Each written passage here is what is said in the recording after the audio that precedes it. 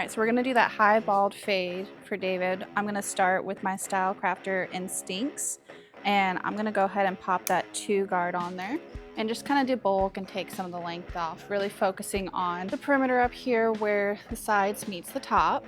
And when I'm going in, as I'm getting up to where the sides and the top meet, I'm kind of doing a scooping motion, and that'll just help to blend in with the scissors later.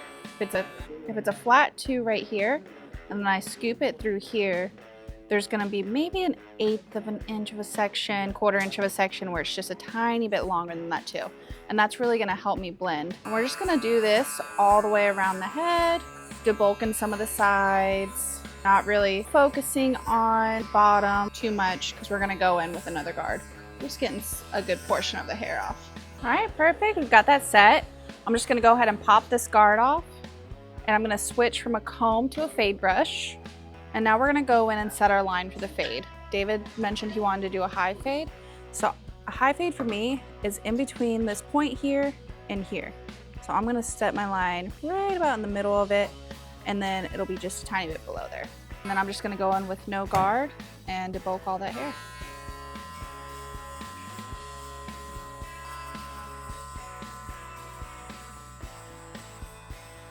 As I'm doing this, I'm using light pressure, I'm not digging into the skin too hard. We're gonna follow it up with a shorter trimmer afterwards and get all the hair just a little bit shorter before going in with that electric razor. Using my clipper to really go with the curve of the head, getting all this hair down. This is my first major line that I set, so this is gonna be my main line. I always wanna check and make sure they're nice and even after this step.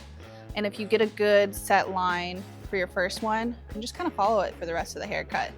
So yeah, always really important to check your line after your first set. All right, now I'm gonna follow it up with the trimmers, getting everything down just a little bit shorter because this is gonna cut a tiny bit closer than my clippers. And then again, just light pressure, getting everything down just a tad bit more.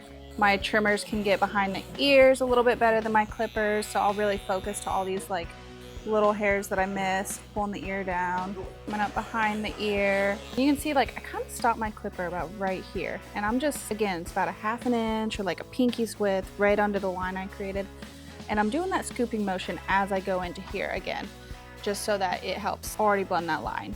If you do that in every step, that'll save you a lot of time at the very end when you go back and catch all those little pieces that need to be blended just a little bit better. I'm gonna go in with my foil shaver. Got this Babyliss Pro, it's got the UV on it. So again, like the previous step, I know I laid my first line here, pinky under, 1/2 inch, and I'm gonna do the same thing with my shaver.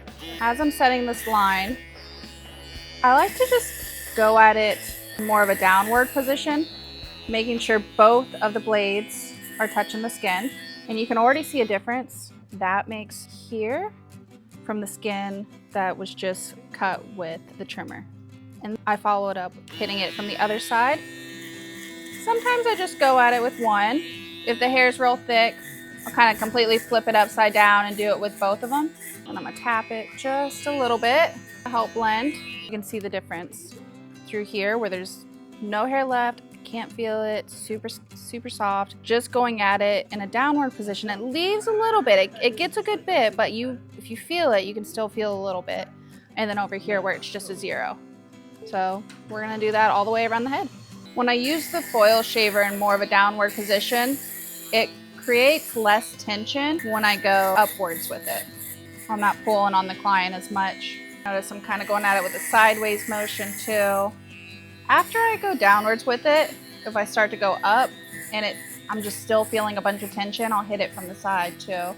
You could use a straight razor, but honestly, your electric razor is gonna do a better job. For one, it's gonna get the hair a little bit shorter because an electric razor, you can push into the skin, while a straight razor, you really just wanna stay on the outer layer.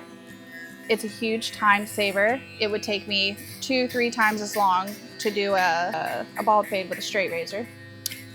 Less irritation on the skin for sure. Yeah, overall, it's way better alternative. I find haircuts just perform really well with the electric razor versus a straight razor. Sure, the hair is down completely before using it, especially if you're doing it at home. The clipper you may be using to take off the bulb might just not be close enough.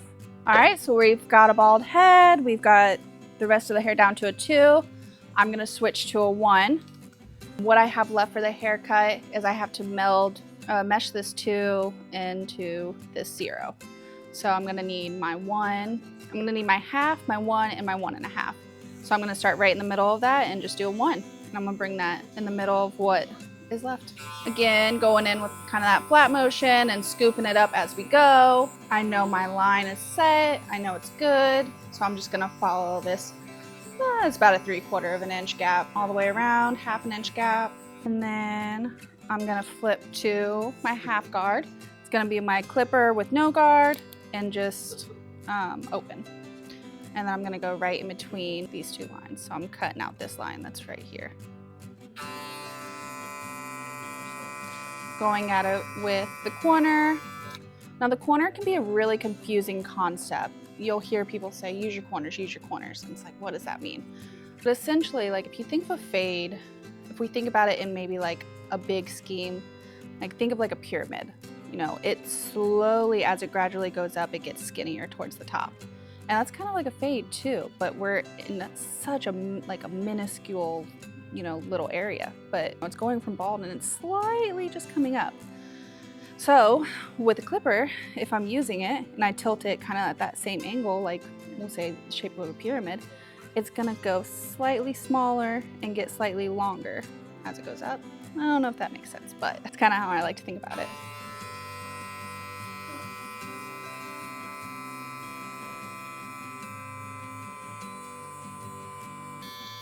Using that fade brush to brush away all the extra hair that I've just cut off and help you really see your lines.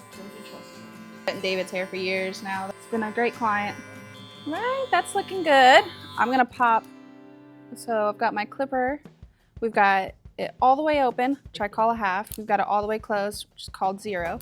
And I'm gonna go just like 2 clicks in between there. When you're first starting out, if you can get a clipper that has these kind of clicks, it can really help you in knowing, you know, where you're at, you know. So this one has 5, which is perfect. So I'll go to like click 3, and that's gonna be right in between my 0 and my 5 clicked. 0 or half. And I'm just kind of touching it. The line is already looking really good, but I just like to get it as perfect as I can. And then I'm gonna be a lot quicker with this one. Just going around the head real quick with it. Perfect. Now I'm gonna jump back to my 1.5. So I'm gonna throw that 1 guard back on. Got a 1, and we're gonna click it all the way up to the half. And we'll call this 1.5. And really start to blend this line out. I got about 2 more steps ahead of me. I'm gonna switch to my 1.5 blending guard. And just kind of fade this in a little bit more. It's not gonna take much off, but it's just gonna, some of those longer ones maybe I missed. And then I'm gonna hit it with the half guard real quick too. So that's just gonna be a half blending guard. And if there's any little last things I see kind of come through, this calic right here, just going at some of those hairs with a little bit of a different angle. I'm gonna hit it with the trimmer if I see any. I don't know if it needs it.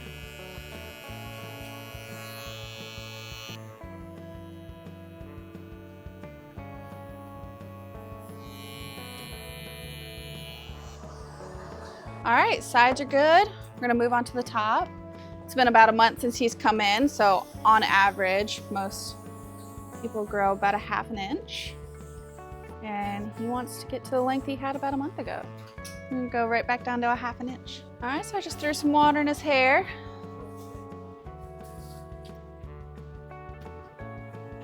And comb all that back. I'm gonna come at some of these little side pieces first. Do small sections and bring it up. And that's about half an inch. Does that look good to you, David? Cool. We're just gonna trim those off. We'll follow this all the way back, grabbing sections that aren't so big. You want to still be able to see where your line was cut last. Going all the way back with that same section, grabbing a little bit more hair each time, trying to not cut too far past my second knuckle, because the tension gets a little bit weaker past that second knuckle. I know I have my section right here, that's the length that I want. And I'm kind of pulling the hair out with the curvature of the head. And I'm just gonna cut anything that lands over that. So that may end up being a tiny bit more than a ½ inch, and maybe a little bit less than a ½ inch. But you gotta remember, we went on the sides with the clipper and that got a little bit, that may have picked up some of the hair from the top. And then for this side of the curve, I actually like to come at it from the front. So I'll either come to the other side of the client or spin them around, and then we're gonna start from the front. And again, going with that same angle of the head, pulling straight up, looking at your line that you set, and bringing it all the way over. Again, going down just a little bit lower, getting all these little side pieces. We're just gonna go through and cross-check, make sure everything looks nice and straight. I like to start with the middle, and flat, nice and even.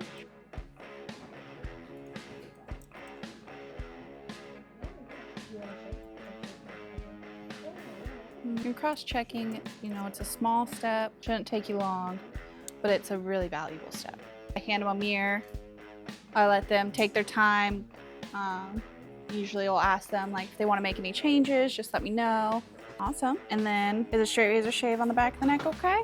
The neck shave down for them, if they're not a fan of a straight razor, or if you don't offer that, still hit the trimmer, hit the back of the neck with the trimmers for them.